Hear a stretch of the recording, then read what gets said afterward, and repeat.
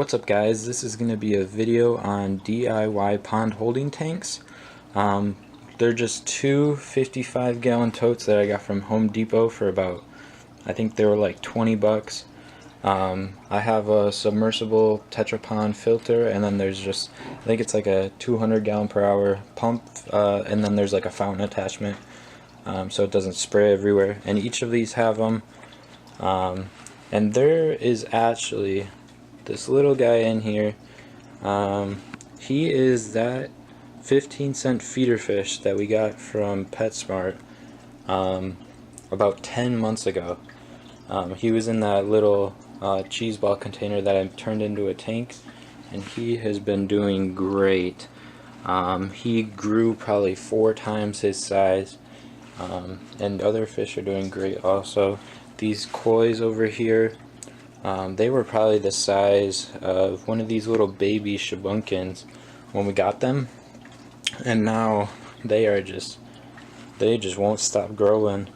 And we have these other fancy tail goldfish in here. I think there's 5 of them, and they have been doing great too. We've only had one loss through this tank, and that was within the first 2 days I set these up, because I didn't have this netting on it, and it jumped out and committed suicide. So that has been our only loss. But otherwise, these fish have been doing great. I have these pond plants over here, and they have been doing good also. So the reason we have these fish in here right now is because it is winter outside and the entire pond is frozen ice. So I had to get some just big totes, but the Rubbermaid ones, those, I think they're really expensive. They're like 70 bucks just for like a 40-gallon tote. So I was like, that won't work. So yeah, they've been in here for about 4.5 months because I wanted to make sure the acclimation process was easy for them. So I took them out around October when the temperature outside started to get cold. I think I took them out when it was like 45-50 degrees.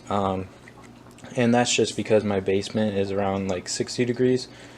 So I just wanted to make sure they would have an easy acclimation process. It turned out to work very well. Like I said, these babies have been doing great too. It took me so long to get these babies out of the pond because we have rocks and stuff, and they would just hide. But I made sure I got every single one of them, and there's actually 9 of them. There's four completely black ones. It's kind of hard to see in the light, but let's see, focus. There's 1, 2.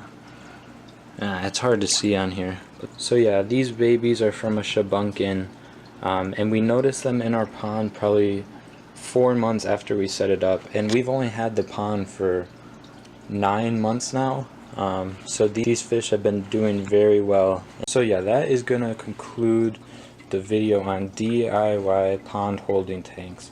They're very easy to make, very easy to set up, and it's not much maintenance at all. I probably do water changes on these every probably 3 weeks.